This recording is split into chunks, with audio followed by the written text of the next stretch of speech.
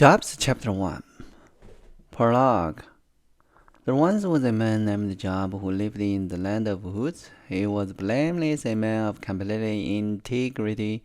He feared God and stayed away from evil. He had 7 sons and 3 daughters. He owned 7,000 sheep, 3,000 camel, and 500 team of oxen, and 500 female donkeys. He also had many servants. He was, in fact, the richest person in that entire area. Job's son would take turns prepare feast in their home, and they would also invite their three sisters to celebrate with them. When this celebration ended, sometime after several days, Job would purify his children. He would get up early in the morning and offer a burnt offering for each of them. For Job said to himself, "Perhaps my children have sinned and have cursed God in their heart." This was Job's regular practice. Job's first test. One day, the member of the heavenly court came to present themselves before the Lord, and asked Satan came with them. "Where have you come from?" the Lord asked Satan. Satan asked the Lord, "I've been patrolling the earth, watching everything that's going on." Then the Lord asked Satan, "Have you noticed my servant Job? He is the finest man in all the earth. He is blameless, a man of complete integrity. He fears God and stays away from evil." Satan replied to God, "Yes, but Job had a good reason to fear God. You have always put a wall of protection around him and his home and his property. You have made him prosper in everything he does. Look how rich he is, but reach out and take away everything he has, and he will surely curse you to your face." "All right, you may test him," the Lord said to Satan. "Do whatever you want with everything he possessed, but don't harm him physically." So Satan left the Lord's presence. One day, when Job's son and daughter were feasting at the oldest brother's house, a messenger arrived at Job's home with this news: "Your oxen was blowing with donkey feeding beside them. When the Sabeans raided us, they stoned all the animals and killed all the farmland. I'm the only one who escaped to tell you." While he was still speaking, another messenger arrived with this news: "The fire of God had fallen from heaven and burned up your sheep and all the servants. I'm the only one who escaped to tell you." While he was still speaking, a third messenger arrived with this news: "Three bands of Captain Raider had stolen your camel and killed your servant. I'm the only one who escaped to tell you." While he was still speaking, another messenger arrived with this news: "Your sons and daughter were feasting in their oldest brother's home. Suddenly, a powerful wind swept in from the wilderness and hit the house on all sides. The house collapsed, and all your children are dead. I'm the only one who escaped to tell you." Job stood up and tore his robe in grief.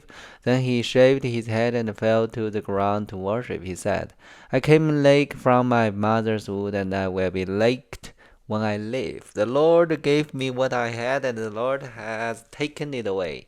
Praise the name of the Lord." In all of this, Job did not sin by blaming God. Chapter 2. Job's second test. One day, the member of the heavenly court came again to present themselves before the Lord, and the actor Satan came with them. "Where have you come from?" the Lord asked Satan. Satan answered the Lord, "I've been patrolling the earth, watching everything that's going on." Then the Lord asked Satan, "Have you noticed my servant Job? He is the finest man in all the earth. He is blameless, a man of complete integrity. He fears God and stays away from evil, and he has maintained his integrity even though you urge me to harm him without cause."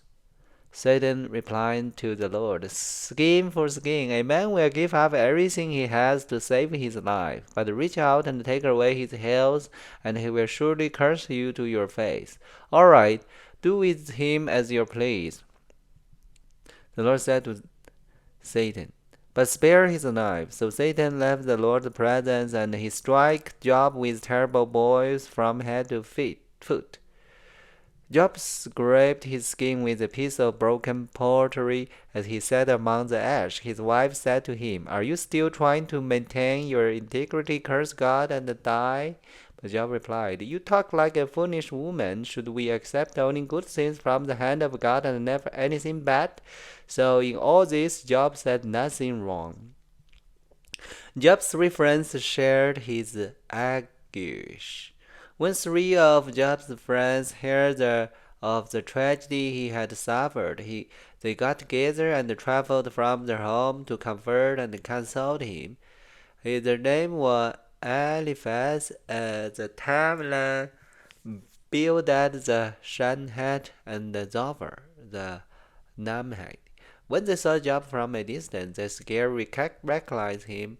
Wailing loudly, they tore the ropes and threw dust into the air over their hurt to show their grief. Then they sat on the ground with him for 7 days and a night. No one said a word to Job, for they saw that his suffering was too great for words. Chapter 3. Job's first speech. At last Job spoke, and he cursed the day of his birth. He said, "Let the day of my birth be erased, and the night I was conceived. Let the day be turned to darkness, let it be lost even to God on high, and not no light shine on it. Let the darkness and the earth gloom claim the day for its own. Let a black cloud overshadow it, and let the darkness terrify it. Let the light be blotted off the calendar, never again to be counted among the days of the year, never again to appear among the months. Let light be childless, let it have no joy. Let those who are expert at cursing, who cursing could arouse the let them curse that day. Let its morning star remain dark, let its hope for light but in vain. May it never see the morning light. Curse the day for failing to shut my mother's womb, and for let me be born to see all this trouble. Why wasn't I born dead? Why didn't I die as I came from the womb? Why was I laid on my mother's lap? Why did she nurse me at her breast? Had I died at birth, I would now be at peace. I would be asleep and at rest. I would rest with the world king and the prime minister, whose great building now lied in ruins. I would rest with prince rich in gold, whose palace was filled with silver. Why was I buried like a stillborn child, like a baby who never lives to see the light? For in death the weak calls to no trouble, and the weary are at rest. Even captives are at ease in death, with no guard to curse them. Rich and poor are both there, and the slave is free from his master. Oh, why give light to those in mystery, and life to those who are bitter? They long for death, and it won't come. They search for death more eagerly than for hidden treasure. They're filled with joy when they finally died, and rejoice when they found the grave. Why is life given to those with no future, those God has surrounded with difficulties? I can't eat for sign, my groan pour out like water. What I was fear has happened to me, what I dreaded has come true. I have no peace, no quarrels, I have no rest, only trouble comes. Chapter 4. After the first response to Job, then after the timeline replied Job, "Will you be patient and let me say a word, for who could keep from speaking out? In the past you have encouraged many people, you have strengthened those who are weak. Your word has supported those who are falling. You encourage those with shaky knees, but now when trouble strikes you lost heart. You are terrified when it touched you. Doesn't your reverence for God give you confidence? Doesn't your life of integrity give you hope? Stop and think. Do the innocents die? When have the upright been destroyed? My experience shows that those who plan trouble and cultivate evil will harvest the same. A breath from God destroys them.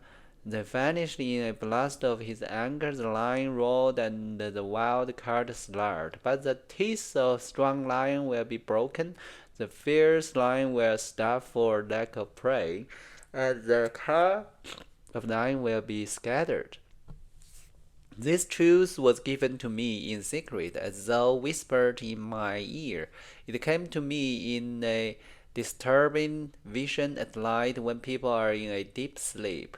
Fear gripped me and my bone trembled. A spirit swept past my face and my hair stood on end. The spirit stopped, but I couldn't see its shape. There was a form before my eyes. In the silence, I heard a voice said, "Can a mortal be innocent before God? Can anyone be pure before the Creator? If God does not trust his own angel and has charged his messenger with foolishness, how much less will he trust people made of clay? They are made of dust, crushed as easy as a moth. They are alive in the morning but dead by evening, gone forever without a trace. The tenth cord are pulled and the tenth collapse, and they die in ignorance." Alright, so that is Job's fourth chapter. It's talking about at the beginning about the story about the job. That is a test for Job and also is a good example for everybody. Alright, so that's today's Bible learning. Hope everyone like it. God bless everyone. Let's see you tomorrow.